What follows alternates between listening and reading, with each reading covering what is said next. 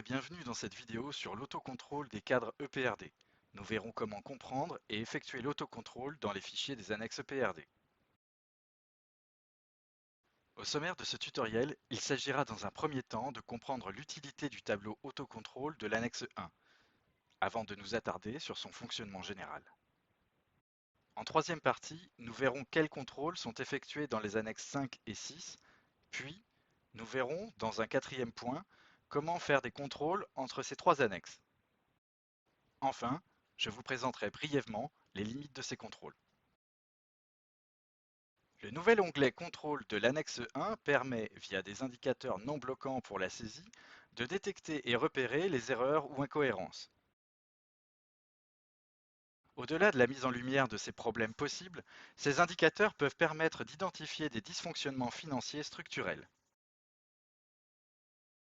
Avant de s'intéresser à quelques exemples d'indicateurs, voici comment accéder à l'onglet Contrôle de l'annexe 1.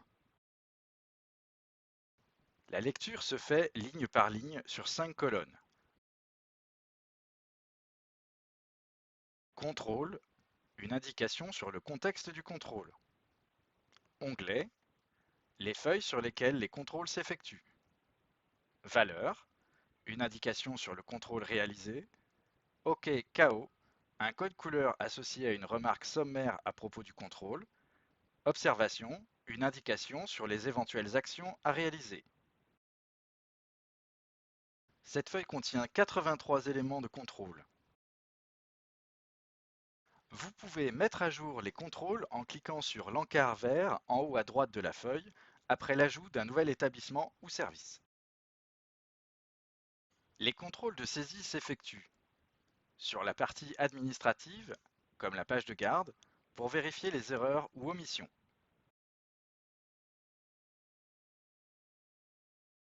Dans les CRP, en contrôlant les écarts possibles dans les groupes de charges et de produits de plus de 10% entre 2 années, de N-1 à N+1.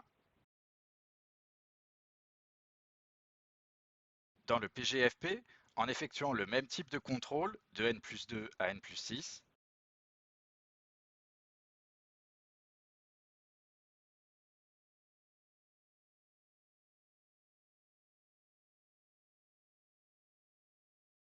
Enfin, dans le bilan financier, la saisie et les équilibres généraux sont aussi contrôlés.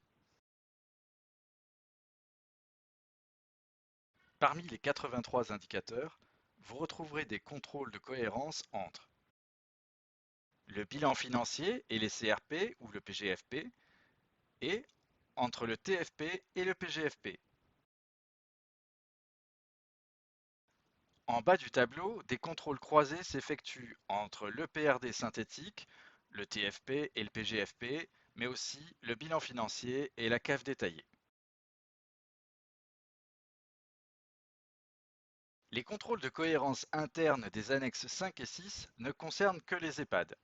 Il s'agit ici de vérification de saisie du TPER concernant les ETP, les rémunérations, ainsi que leur ventilation par section.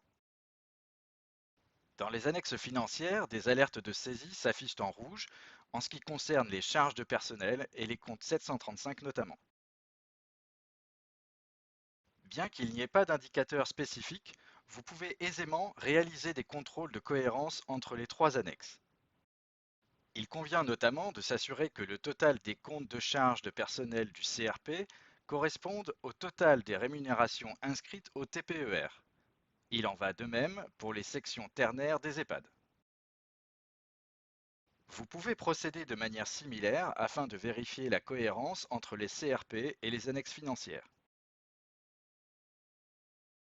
Les indicateurs de l'autocontrôle EPRD sont une avancée louable de ces fichiers. Nous vous proposons cependant d'en tracer quelques limites. Bien qu'ils paraissent un peu exhaustifs, ce qui peut gêner leur lecture, la structure du fichier de l'annexe 1 et les protections des feuilles ne permettent pas de retracer les éléments de calcul effectués dans beaucoup de situations. Cela implique que les actions correctives ne sont pas toutes identifiables. Par ailleurs, certains indicateurs ne mentionnent pas toutes les feuilles à prendre en compte dans les contrôles, ni parfois les bonnes. Enfin, il serait intéressant de recenser des indicateurs transversaux entre les annexes afin de parfaire le contrôle de cohérence entre celles-ci.